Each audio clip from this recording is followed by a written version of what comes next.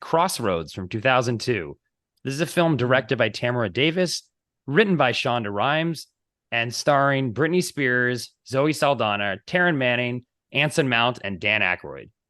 The IMDb plot summary: three childhood best friends and a guy they just met take a road trip across the country, finding themselves and their friendships in the process. Yeah, like I said at the outset, this movie is not a good movie. It is bad, but this is an example to me of a movie that, because I love the star so much, I'm a huge Britney Spears fan. I've been since I was in high school when she first broke onto the scene. I get enjoyment out of this movie because of my love for Britney, her personality, her vibe. And I feel this movie actually is very personal to her in terms of what she stands for as an artist. So I saw this movie in the theater when it first came out opening weekend because I was a big Britney fan. And the movie was a notorious, like critically maligned film. She was mocked severely for this. It actually did kind of decent at the box office. She never made a movie again, at least not as a starring vehicle. But I still watch this movie and it brings me joy. And had you seen this film before? And what is your Britney Spears take, I guess, too? Because that's kind of important to this film, I feel like. Oh, yeah. No, I had not seen the movie, but I think the news of how bad it was and such definitely reached my ears, and probably why I didn't watch it. But yeah, I'm a huge Britney fan as well. Oh, nice. My boyfriend is the biggest Britney fan of all time, probably. So Oh, Britney is sort of in my life and in my consciousness, and pretty much on a consistent basis. But yeah, it was fun to watch this for the first time. I'm very curious to hear why and how this brings you joy.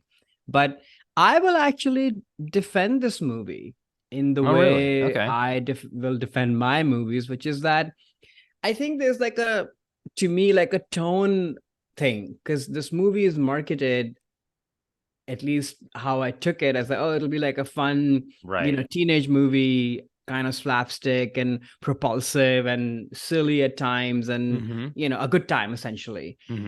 Versus this movie actually is a lot more contemplative. It actually feels like, a movie that one of our celebrated male directors would have made about a road trip, about 3 or 4 guys who are at the brink of adulthood or are exploring deeper things. It has that kind of a tone to it. So I think there's those two things.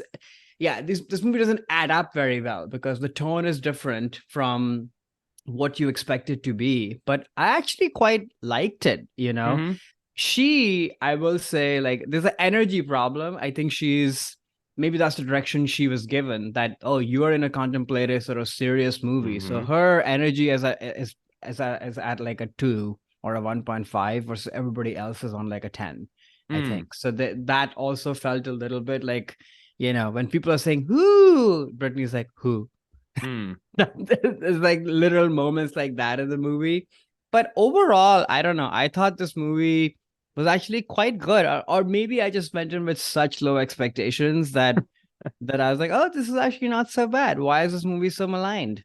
Yeah, it is interesting. And, one of the reasons why, like I said, I've always liked Britney, and I think a lot of hers in this film, and that it is not what you would expect. Like you would expect something like Mariah Carey's Glitter or Spice World from the Spice Girls, where it's more of a pop film because they were pop artists. And this definitely is a teen melodrama road trip with some very crazy. I mean, Shonda Rhimes, who went on to, later success with Scandal, How to Get Away with Murder, and Bridgerton, like very successful writer now.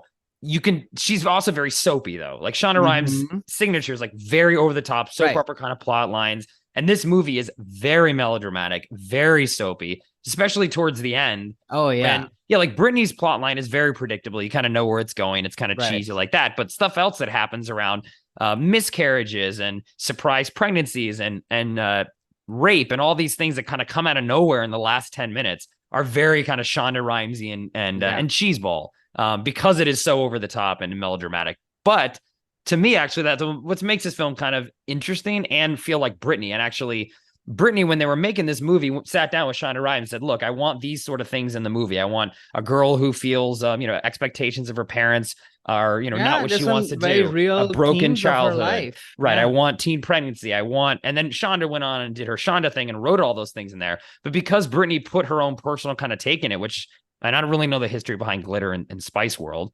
So maybe, that's what Mariah kind of wanted to make. But I think this feels like Britney to me. And Mm, because I was such a big fan of hers at the time, and a lot of it was about this, as I was a teenager too, and struggling with am I an adult? Am I a child? I want to be treated as both, which is a yeah. theme of this film. And, she obviously writes one of her hits, I'm not a girl, not yet a woman. but that is a theme that is carried Yeah. through in her music. And it's also a theme in this film, which is what I like about it, because it feels authentic Britney to me. And I think Britney's authenticity is something I've always respected about her. Yeah, no, I agree. Yeah, and that's the tone thing, right? You have all these cheesy melodramatic things, but Mhm. the movie is made with a sense of seriousness, and I think that's why there's a bit of a mismatch.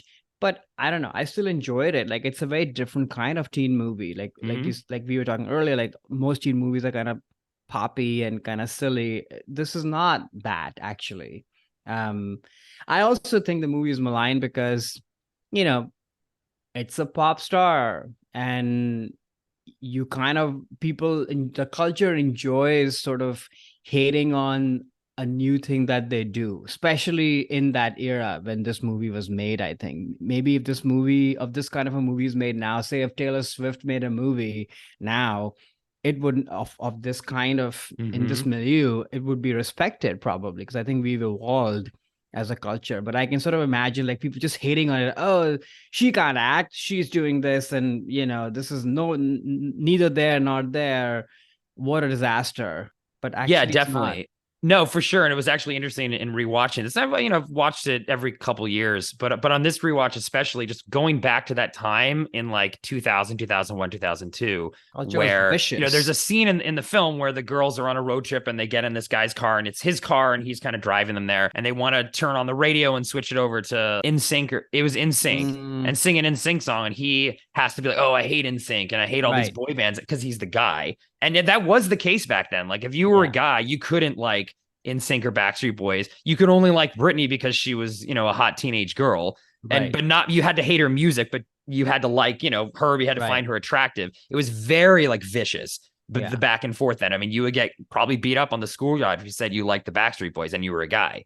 And that, Oh, wow. I don't think is at all the case now. I think you're right. If Right. Taylor Swift made him, and there's tons of guys who love Taylor Swift. I Yeah. love Taylor Swift. She's great for her music Mhm. and what she stands for and all those sort of things. Mhm. And I think, and again, I'm not a high school student, but I would figure, Thank God. it's probably acceptable to be a guy and to be in Taylor Swift now, where Yeah. back in the late 90s, you could not like a boy band or even a female pop star. So it was interesting seeing that dynamic in this film, even when they're calling that out and there's they're trying to play it for laughs when he's saying, oh, I hate how can you listen to NSYNC? This is so terrible. Yeah. And actually there's we haven't really talked about the bad things in this movie much, but I want to point some of those out to explain a little bit more why I do feel guilty listening to this. There's also one of the dumbest scenes I've ever seen in a movie where he falls asleep in the back seat, and then the women kind of take over and keep driving, and they're singing along to Shania Twain or something, and he wakes up and just has a panic attack and like jumps out of the car and like is kicking the sand and be like, I'm just like a guy, man, like I'm a guy, and I'm a guy, and literally I'm like actually quoting the movie, and it's the weirdest scene where he just freaks out because there's too much women around him or something. It's so stupid. It's so dumb, but it's also kind of funny at the same time. Like, I do sort of laugh at dumb things, and that scene is so weird. But it's totally also, out of place. like you said earlier, representative of the time, At the and time it was. the No, culture. Like, I it think definitely was. maybe there were people who would feel that way, I know. So, It's just so weird. Yeah. Even back then, I remember sitting in the theater, be like, "It's kind of a bizarre scene. Like, why is this even?" But you're right. I mean, it is definitely reflective on the culture. But just to mention a couple things, so we're not being too, because listeners might think we're being too easy on this movie. Of like, why is it so terrible? We seem to be both singing his praise a little much. So I'll just kind of throw in, there are some issues just in terms of the production. There's a scene that I didn't actually pick up till this time I saw it, where Zoe Saldana, they're talking in like in a hotel room, and she's brushing her teeth with like a completely dry toothbrush, and it's like so obvious, like this is just not at all how you should be brushing your teeth in the scene. I'm like, okay, they definitely need another take for that one. And then to kind of pick up on a comment that you made just about Britney's performance, there's sort of a centerpiece of the film halfway through where they go to a karaoke bar and they sing a cover of Joan Jett's "I Love Rock and Roll." And it's Mhm. like the flattest performance. Oh, Like yeah. she's a pop star, globally known pop star. This is supposed to be the big moment where everyone's like, "Oh wow, you guys are great. Here's all this money. Go on, get the gas you need or what have you." And it's like the flattest performance, shot really boring. It's not like good. it's like what's going on here? Like this is it's so odd. But again, like I let those things slide in the old Right. melodramatic and the that thing because I mean maybe it also just my bias for, as we mentioned in previous episodes too, just female friendship movies, which is one of those types of films like I'm always a sucker for. But again, I guilty as charged for liking Crossroads even at the time. Yeah. I was in that open theater opening weekend. But I'm glad you enjoyed it. And, Yeah, I thought it was pretty good actually. Yeah. I mean, the other cheesy thing I would add is towards the end when the guy has like the entire music written out for a song. I was like, oh, you've got something going on over there. Yeah, no, He that's just true. shows up. The whole thing is figured out. Yeah, he's like, oh, here's this whole thing. Oh, I guess Yeah. also I should add, there's a lot of moments of male gaze in this movie where clearly the camera's Oh, like, yeah. Brittany dances in her underwear twice for no reason. Oh, the yeah. camera's like focusing in on her midriff was like, midriffs are a big thing in Yeah, the that turn whole of the century. outfit in the performance, I'm like, why are we wearing this? Yeah, hey, it was 2002. That's what we used to do back then, which is also kind of fun now going back and seeing all the low-rise jeans and the really funny like True. Matrix inspired sunglasses and all these things that are clearly 2000 aesthetic. But good. Well, glad you enjoyed it. Hey there, it's Alex. If you like the review and discussion Karan and I just had, make sure you subscribe to our channel, Movies That Shaped Us, to get full episodes.